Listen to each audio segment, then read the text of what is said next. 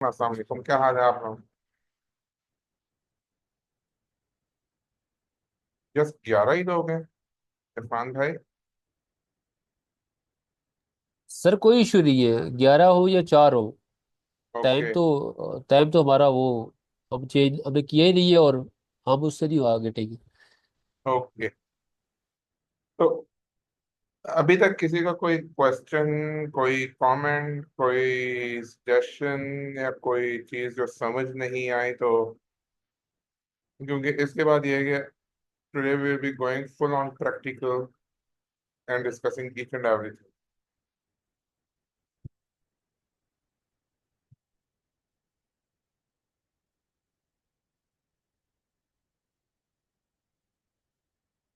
Power point सबके पास है। अगले 4 से 5 मिनट मैं कुछ नहीं बोलूंगा।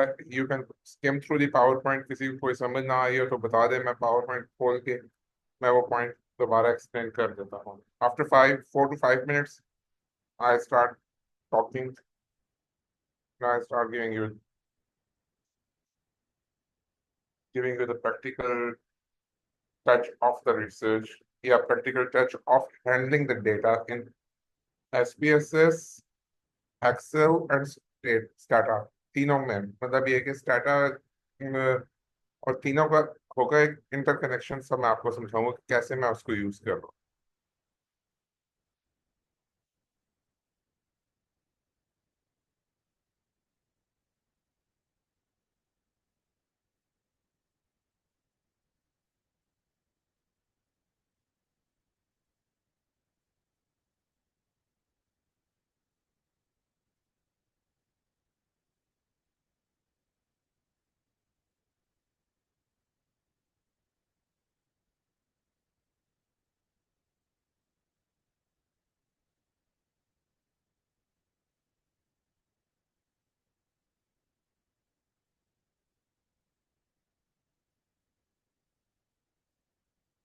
आप लोग अपना टाइम ले लें, देख लें एक दफा के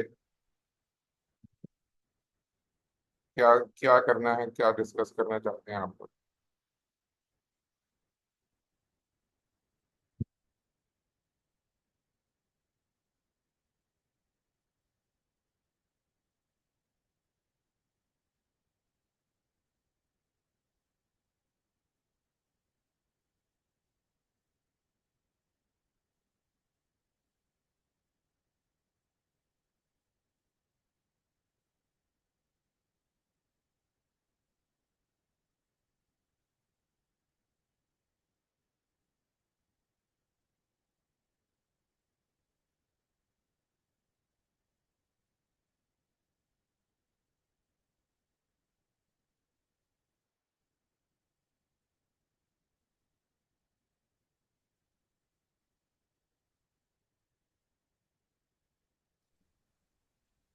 ठीक है, कोई क्वेश्चन नहीं है।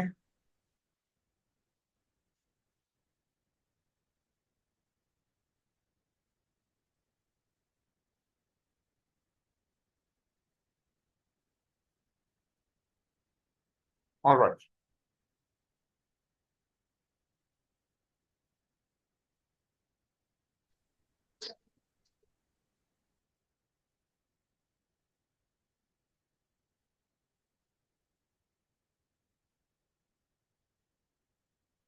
Okay, scaling of a variable.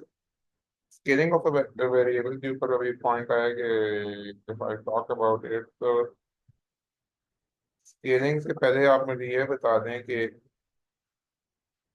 What you mean by scaling. Is it the unit of measurement or is it something else you want to talk about? क्योंकि स्केलिंग जो है प्राइमरीली हम लोग जब भी बात करते हैं तो हम बात करते हैं मेजरमेंट के केस में इसको लेते हैं। व्हाट यू वांट, थोड़ा सा इसको और एलैबोरेट। अस्सलाम वालेकुम सर। वालेकुम सलाम। सर, समटाइम्स हमारे पास जो क्वेश्चंस होते हैं क्वालिटेटिव रिसर्च में, ये सो नो में होते हैं, या समटाइम्स 4 ऑप्शंस हमारे पास होते हैं ना, जैसे कि हमारे पास होता है कि अनसर्टेन या फॉर ओके। एग्जांपल जब हम इवेल्युएशन करते हैं ना तो 4 ऑप्शन होते हैं, तो उसको हम किस तरह अगर डमी वेरिएबल सब वे सोनों के लिए तो हम वही यूज करते हैं ना, डमी वेरिएबल। तो जो 4 ऑप्शंस हमारे पास होते हैं तो उसके लिए हम किस तरह उसको हम क्वांटिफाई करेंगे मेजरमेंट के लिए। वो मैं तो बताऊंगा इस बारे में। वो मैं बताऊंगा, वो मैं ओके। Practically okay. बताऊंगा कैसे करेंगे। दैट्स वाई जब मैंने अगर बात की कि हम एक्सेल भी यूज करेंगे तो इसी वजह से मैं कहा कि थोड़ा बहुत इसी वजह से एक्सेल का टच आता है, क्योंकि वो डायरेक्टली हम उसको कभी कभी हम एज इट इज उसको रीड नहीं करवाना चाहते, और मैं तो हमेशा मैं वेरिएबल्स को एज इट इज रीड नहीं करवाना चाहता, क्योंकि मुझे मेरी नीड के मुताबिक उसको ट्रांसफॉर्म करते ही रहना है। तो ओके, हियर वी गो।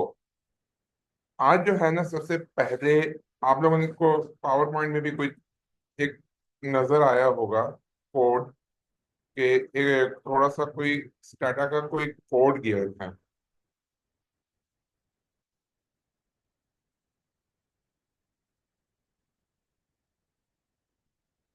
पहले मैं ये करता हूँ, मैं आपको बता देता हूँ कि वो कोड है क्या। एंड कितनों को स्टाटा का पता है कि व्हाट इज स्टाटा के इंटरफेस से कितने लोग बाखबर हैं, एंड कितने लोग उससे उसको समझ सकते हैं।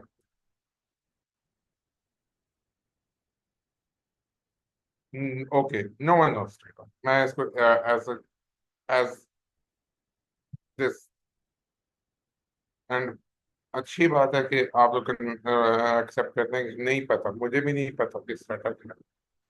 बट ये है कि थैंक्स टू टीचर्स कि उन्होंने इतना समझा दिया कि स्टाटा स्टाटा में क्या होता है, वो समझ आ गई हमें कि स्टाटा में होता क्या। अच्छा, ये है ओवरऑल एक स्टाटा का इंटरफेस, जिसमें जो है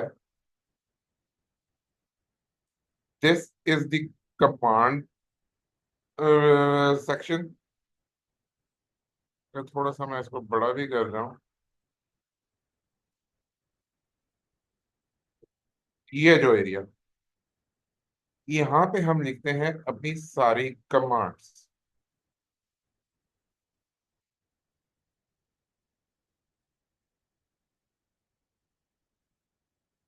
आप जितनी भी कमांड्स लिखते हैं तो वो सारी जो हैं वो इस एरिया में आपके पास लिस्ट होती जाती हैं। और इसका फायदा क्या है, इधर जितनी कमांड्स लिस्ट होती जाती हैं तो उसका फायदा ये हो जाता है हमारे पास कि अक्सर और बेशतर we are in a position के हमने एक कमांड रेप्लिकेट करनी है, तो rather than writing that same command again, मैं जाऊं और पहले उसमें उसको जिस तरीके से परफॉर्म किया है, तो मैं जाके उधर उसको सिलेक्ट कर लूं, बल्कि उस पर क्लिक करूंगा, वो मेरे पास जब क्लिक करने के बाद यहाँ पे लिखी हुई आ जाएगी।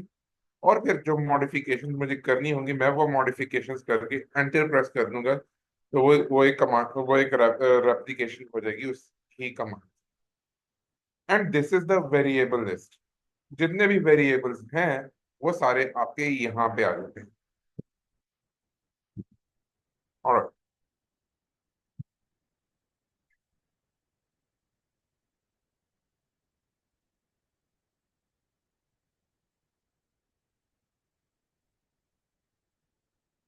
अब ये जो